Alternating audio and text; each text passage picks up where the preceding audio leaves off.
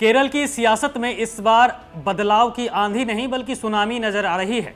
Opinion poll से लेकर जमीनी हकीकत तक हर इशारा बस एक ही तरफ है कि इस बार तिरुवनंतपुरम की सत्ता की चाबी कांग्रेस के नेतृत्व वाले यूडीएफ के हाथ लगने वाली है।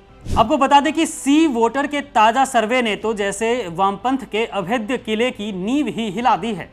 सर्वे के आंकड़ों की माने तो इस बार कांग्रेस गठबंधन को 75 से 85 सीटें मिल सकती हैं, जो बहुमत के 71 के आंकड़े से कहीं आगे है।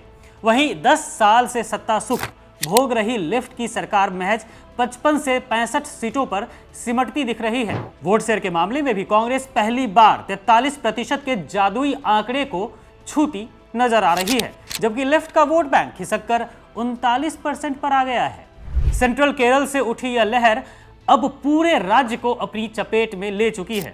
कभी लेफ्ट का गढ़ रहे पलक्कड़ में इस बार कांग्रेस ने ऐसी घेराबंदी की है कि वामपंथी पसीने पसीने हैं। वहां मुकाबला सिर्फ कड़ा नहीं बल्कि कांग्रेस ने लेफ्ट को बैकफुट पर धकेल दिया है। यही हाल त्रिशूर का भी है, जहां पिछली बार की तुलना में कांग्रेस की हालत कहीं ज्यादा मजबूत और संगठित हुई है। एर्नाकुलम, इडुक्की और कोट्टायम जैसे जिलों में तो राहुल गांधी के नेतृत्व का ऐसा जादू चला है कि वहां लेफ्ट का सुपड़ा साफ होना तय माना जा रहा है। राहुल गांधी की रैलियों में उमड़ रही भीड़ इस बात की गवाही है कि जनता अब पिनराई विजयन के शासन से उब चुकी है। राहुल गांधी ने तो सीधे तौर पर वामपंथ और बीजेपी के बीच की नफरती सांठ-गांठ वाली राजनीति की पोल खोलकर रख दी है। राहुल ने साफ कहा है कि पिनराई विजयन की सरकार असल में मोदी और शाह के रिमोट कंट्रोल से चल रही है। उनका आरोप है कि केरल के मुख्यमंत्री के भ्रष्टाचार की फाइलें दिल्ली में बैठी बीजेपी के पास है, इसलिए आज तक न ईडी ने विजयन से पूछताछ की और न ही सीबीआई ने उनके खिलाफ कोई कड़ा एक्शन लिया। देश के नेता विपक्ष राहुल ने तो यहां तक कह दिया कि सबरीमाला मंदिर के सोने की चोरी पर चुप्पी साधकर बीजेपी ने साबित कर दिया है कि उसका मकसद धर्म की रक्षा नहीं बल्कि पर्दे के पीछे से लेफ्ट की मदद करना है ताकि कांग्रेस को रोका जा सके। लेकिन मोदी और शाह की तमाम कोशिशों के बावजूद केरल में बीजेपी की नफरती राजनीति कहीं दूर दूर तक नजर नहीं आ रही है।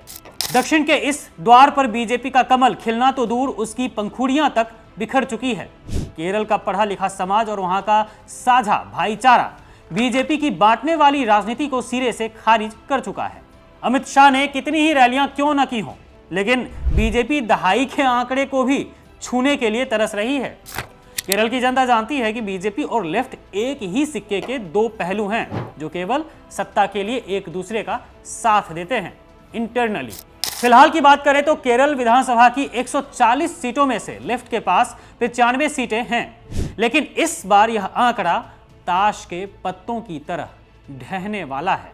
भ्रष्टाचार, आर्थिक बदहाली और प्रशासनिक थकावट ने विजयन सरकार की साख खत्म कर दी है। जनता अब विकास और भरोसे की राजनीति चाहती है, जो सिर्फ कांग्रेस ही दे सकती है केरल को। 9 अप्रैल को होने वाले मतदान से पहले यह साफ हो गया है कि केरल की गलियों में अब हाथ का साथ देने की गूंज है और 10 साल बाद कांग्रेस का वनवास खत्म होने जा रहा है। लेफ्ट का किला अब इतिहास बनने की कगार पर है और बीजेपी के लिए केरल की राह हमेशा की तरह एक अधूरा सपना ही रहने वाली है।